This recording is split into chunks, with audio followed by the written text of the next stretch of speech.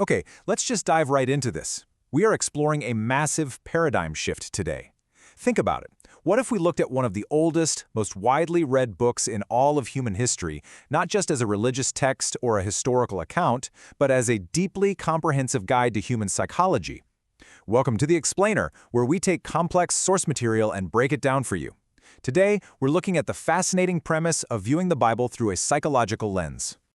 I mean, seriously, pose that question to yourself for a second. What if the oldest psychology textbook is actually the Bible? Now, for decades, modern psychology has naturally leaned heavily on secular frameworks, but there is this growing movement of scholars, counselors, and theologians who argue that biblical narratives actually give us a profoundly rich clinical look at human behavior, our emotions, and just the deep, messy complexities of our minds. So we're going to examine the source material to see exactly how the Bible functions as a psychological mirror for our modern struggles. Section 1. The Bible's Hidden Psychology. Let's get into it. To really see how historical and modern scholars are reading the text through this psychocritical perspective, take a look at this quote by Wayne R. Rollins from his work Soul and Psyche. He points out that the Bible is a book of the soul, written to the soul, about the soul, for the soul's care and cure.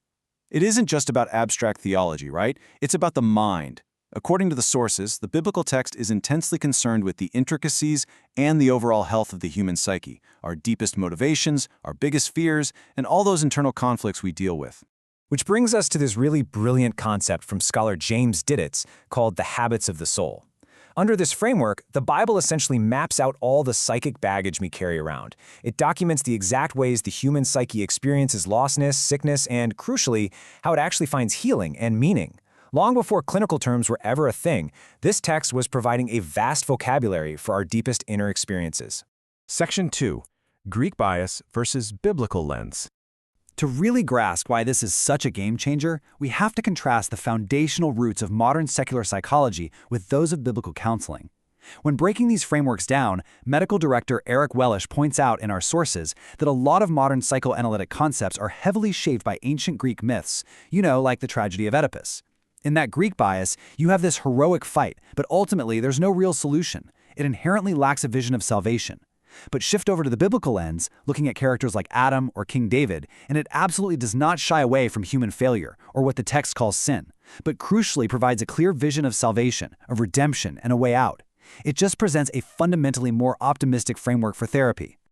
Section 3. Defining the core problem.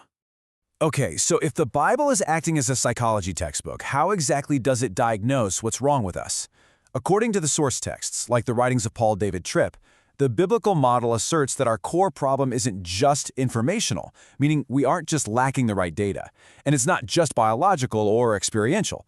Now, biology and past trauma absolutely matter, for sure, but the biblical lens identifies a deeper, universal condition right at the center of our struggles. It's a fundamental condition that actually precedes our experiences. We actually see this play out perfectly in a direct case study with King David in Psalm 51. He writes, "Surely I was sinful at birth." Now, the psychological interpretation here, as the sources explain, is David having this massive realization, something is wrong with my inner self that fundamentally affects the way I operate as a human being. This inner condition, which the text refers to as sin, shapes our cravings, our emotions, and how we interpret the entire world around us. In this framework, that is the ultimate root cause of our behavioral struggles. Section 4. Case studies in Scripture.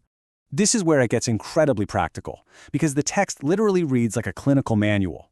The sourcebook actually maps biblical narratives to very real, highly complex clinical problems. It uses specific biblical chapters to address modern psychological disorders. For instance, it uses the story of Elijah to discuss recovering from weariness and even suicide prevention. It is literally applying ancient text directly to modern trauma. When you actually profile these characters, it hits you. They aren't just figures in a story. They represent acute, severe psychological states. You have Elijah experiencing extreme weariness and death-wish discouragement. David goes through this crushing grief and a massive fear of abandonment. Jonah is just a perfect clinical study in protected regression and narcissism. Hannah deals with bitter tears and profound loss. The Scripture totally refuses to gloss over the messy spectrum of human emotion. It puts it front and center as a mirror for our own mental health. And this analytical approach goes incredibly deep. Counselors can study Cain and Abel to understand the two types of giving, or look at King Saul to understand misplaced anger and violence. These stories act as a perfect mirror, helping us analyze our own complex human motivations and decision-making processes. Section 5. The inner Cain and Abel. So ancient scholars like Philo champion this wild idea that the struggles and dynamics amongst human characters in the Old Testament directly mirror the conflicts and dynamics of your own psyche. Think about what that means. We can view these ancient historical figures not just as people from the past, but as representations of our own internal conflicting ego states. By this view, you literally have an inner Adam, an inner Eve, an inner Moses, all interacting inside your mind. Let's zoom in on one specific archetype, the inner Cain. The sources define this as the egoistic personality orientation that refers everything back to itself. It constantly seeks rigid control over self, others, and the world just for selfish gain. Looking at it this way really helps personalize the narrative, showing how we all harbor this defensive, controlling, and highly self-centered disposition deep within our own psyche. In this psychological framework, just as the literal Cain kills Abel in the text, our inner Abel, which represents our natural inclination to do good, to be virtuous and kind, is often completely overwhelmed and metaphorically killed by our inner Cain. I mean, that perfectly illustrates the internal psychological battle we face every single day, right? The ancient narrative maps flawlessly onto modern internal conflict. Section 6. A new vision for counseling.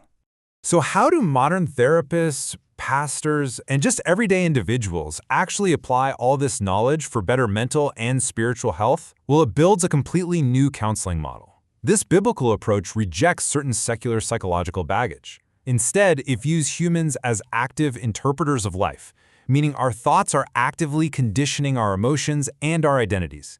It treats the heart, not just the brain, as the true motivational core of our behavior. And finally, it uses the text, the Creator's words, as the absolute ultimate interpretive framework to generate valid solutions to our problems. In practice, the actual step-by-step process a counselor uses is super fascinating. Step 1, identify the core problem, which is often framed as sin, selfishness, or idolatry. Step 2, analyze the biblical narrative equivalent. Find the case study. Are you dealing with David's grief, Jonah's regression? And then step 3, apply the redemptive solution provided right there in the text. It's a direct, actionable path from ancient wisdom to modern healing. Which brings us to one final, pretty heavy question.